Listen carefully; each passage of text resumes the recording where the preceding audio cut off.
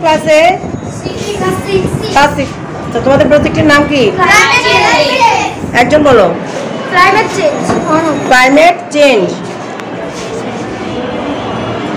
ওকে। গাছপালা কেটে বনভূমি ধ্বংসের কারণে আমাদের পরিবেশ দূষিত হচ্ছে। কারখানা থেকে পানি দূষিত হচ্ছে। কালো ধোঁয়া, ফ্যাক্টরি কালো ধোঁয়া, গাড়ি কালো ধোঁয়ার কারণে কালো ধোঁয়া কোন দিক দিয়ে যাচ্ছে? সেই যে কালো ধোঁয়া এগুলো বায়ু দূষিত করছে এবং কালো ধোঁয়া বের হওয়া গাছপালার কারণে জোরে জোরে এটা কি? গাছপালা কেটে ফেলার পরে কার্বন ডাই অক্সাইডের মাত্রা বেড়ে যাবে। ও আচ্ছা, এটা গাছপালা কেটে ফেলছো? মানে গাছপালা কেটে ফেলছো, পানি দাও না, গাছ মরে গেছে। খরা। আর এদিকে সবুজ,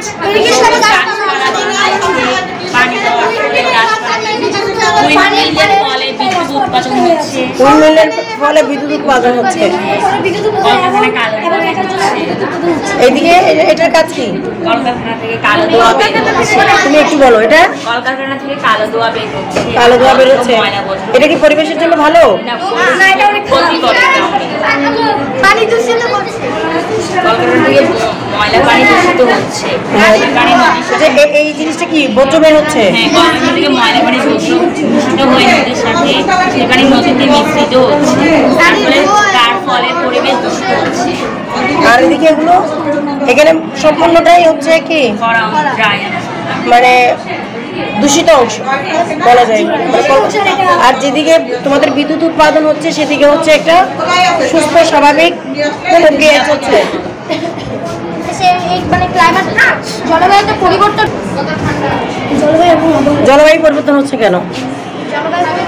গাছপালা কেটে দেওয়ার ফলে জলবায়ু পরিবর্তন হচ্ছে।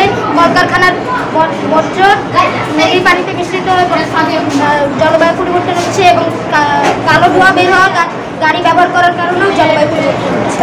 আচ্ছা, আমরা এই পরিবর্তনটাকে কিভাবে রোধ করতে পারি? গাছ কাটবো না এবং কালো ধোঁয়া বেশি বেশি করে গাছ লাগাবো, কালো ধোঁয়া বের হয় এরকম গাড়ি ব্যবহার করার কলকারখানার বর্জ্য নদীতে পানিতে ফেলা।